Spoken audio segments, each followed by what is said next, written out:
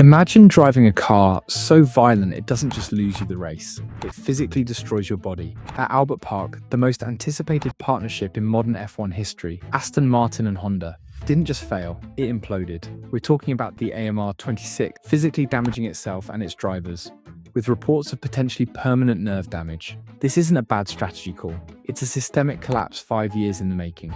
Before we peel back the carbon fiber to see why this car is essentially a mechanical earthquake, I want to hear from you.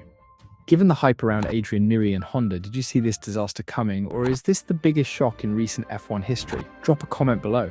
I'm reading all of them. On paper, Lawrence Stroll built a dynasty. He secured Adrian Newey, the master of aero, Andy Cowell, the architect of Mercedes' hybrid dominance, and a state-of-the-art factory. But a dynasty needs a foundation, and Honda's foundation was demolished years ago. Back in 2020, Honda announced they were leaving F1. They didn't just stop development, they systematically dismantled the team.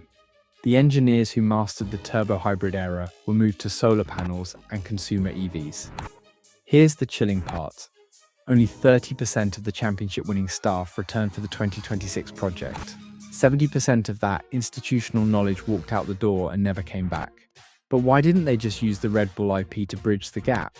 We'll get to the legal trap that caught Honda off guard in 60 seconds. Many fans think Honda handed their IP to Red Bull. They didn't. Honda kept the rights, but the development was gutted. When Honda decided to return as a full works partner for Aston Martin in 2023, the clock was already at zero. They were hiring graduates to build the most complex engines on Earth because the masters were busy building wall clocks. And then the FIA hit them with the new entrant hammer. Because Honda supplied Red Bull through 2025, they weren't classified as a new manufacturer like Audi or Red Bull Ford. They got no extra dyno hours and no extra budget. They're fighting a war with the budget of a veteran, but the infrastructure of a startup. In November 2025, Newey and Stroll flew to Tokyo for an emergency meeting. What they found was a nightmare. The 2026 regulations removed the MGU-H, the component that acted as a buffer between the engine and the battery. Without that buffer, the V6 engine and the massive 350 kilowatts electric motor are at war. They're out of phase, creating a beat frequency of exactly 5 Hz. That's 5 violent jolts every single second.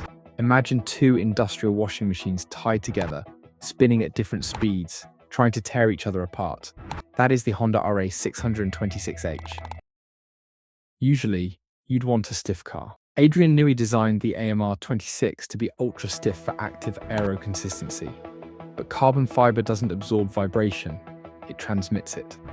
The chassis is essentially acting as a tuning fork, taking that 5 Hz engine vibration and screaming it directly into the steering column and the driver's hands. Honda missed this because their virtual simulations in Japan failed to replicate the structural stiffness of the real car. It's a repeat of their 2017 McLaren disaster. The dyno didn't match reality. There is one bizarre temporary fix the engineers found involving fuel, but it's actually making the car slower. Let's look at the heavy fuel irony.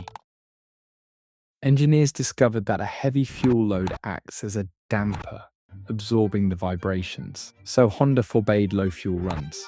But in F1, if you can't run low fuel, you can't simulate qualifying or calibrate your energy software. It's a death spiral. They can't fix the car because they can't run it, and they can't run it because it breaks. Now, the tension is boiling over. Aston Martin isn't protecting Honda. They're throwing them under the bus. When Newey and the technical team start criticizing a partner publicly, it usually means an ultimatum has been set. Is Lawrence Stroll playing a deeper game? If Honda pulls the plug or gets kicked out, Aston Martin would need a new supplier for 2027. Under FIA rules, since Audi and Red Bull are new, they can't be forced to supply customers yet. That leaves Mercedes and Ferrari. Since Mercedes already has 3 customers, the rules would likely point Aston toward a Ferrari engine. Could the ultimate calculated move be to ditch the Honda project entirely to get a proven Ferrari power unit? It's a short-term gamble that could change the face of the team. The Aston-Honda partnership was supposed to be a dynasty. Instead, it's a mechanical earthquake. If you want to stay ahead of the technical shifts that the mainstream media misses, hit that subscribe button and turn on notifications. We're covering every development of this 2026 meltdown.